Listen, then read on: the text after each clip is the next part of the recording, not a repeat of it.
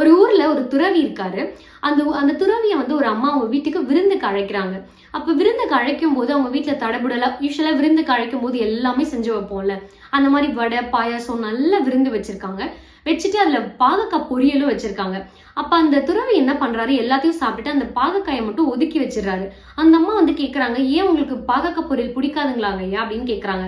அவரு என்ன சொல்றாரு, ஐயோ விருந்துக்கு கூப்பிட்டு இருக்காங்களே, நம்ம இதை எப்படி நோ சொல்றது அப்படின்னு யோசிச்சுட்டு, இல்லம்மா எனக்கு பிடிக்கும் நான் சாப்பிடுறேன்னு சொல்லிட்டு எல்லாத்தையும் சாப்பிட்டுட்டு நான் கடைசியா சாப்பிடுறேன்னு சொல்லி கடைசியா அந்த பொரியலை சாப்பிட்டுட்டாரு. அப்ப அந்த அம்மா, ஓ நல்லா இருக்கு போல இருக்கு, இன்னும் கொஞ்சம் வைக்கிறேன் இன்னும் கொஞ்சம் வைக்கிறேன்னு சொல்லிட்டு அவர் இன்னும் நிறைய பாகக்காயை வச்சுட்டாங்க.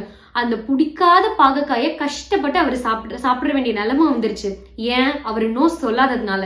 அதனால அந்த அம்மா என்ன பண்ணிட்டாங்க, ஊர் ஃபுல்லா போயிட்டு அவர் விருந்துக்கு வந்தாரு. எல்லாமே அவருக்கு ரொம்ப பிடிச்சிருந்தது, நல்லாவே சாப்பிட்டாரு.